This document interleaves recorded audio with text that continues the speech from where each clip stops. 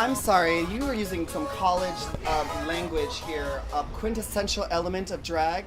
Well, there are several parts of drag.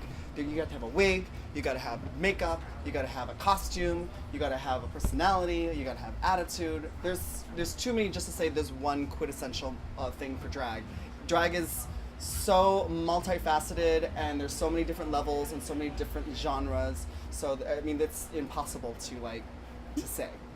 What would be your most important then? My most important is that check that comes at the end of each night.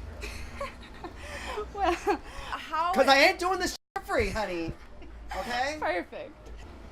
My blonde streak in my wigs came from my actual boy hair. When I filmed RuPaul's Drag Race in season 3 in 2010 or 2011 or whenever, I had a blonde streak in my hair, and I used to switch between black wigs and blonde wigs. So I thought, as a boy, it would be a good way to make people notice me, recognize me when I was wearing blonde hair, or if I was wearing black hair. If I was a boy, I had both.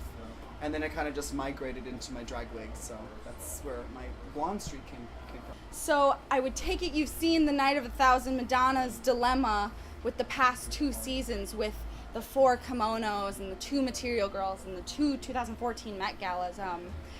What was your reaction to that?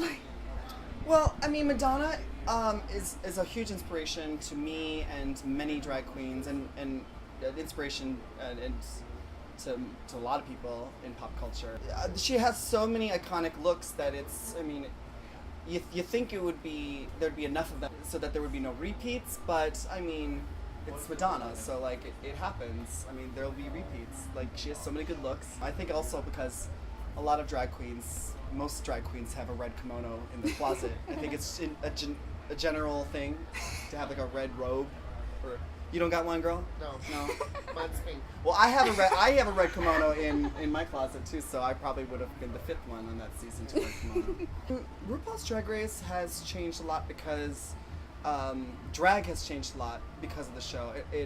I think that drag, because it was such a subgenre, and also kind of it was kind of the thing that was happening in the gay club that was upstairs in the cabaret while everyone else was dancing downstairs, getting drunk and doing drugs.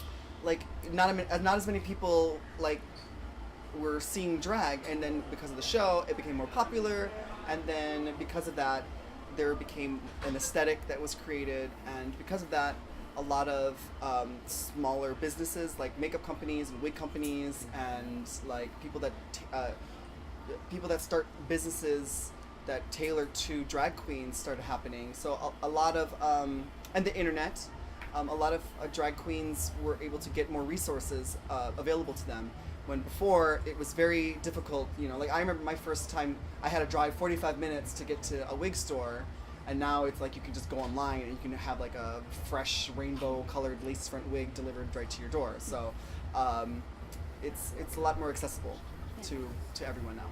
Where do you see drag growing in 5 years?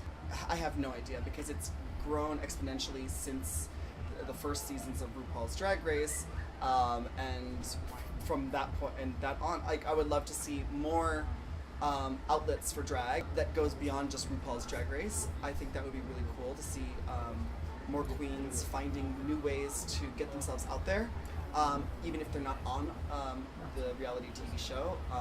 There's great ways look up drag queens, follow them on Instagram, follow their stories, subscribe to their YouTube channels, subscribe to my YouTube channels.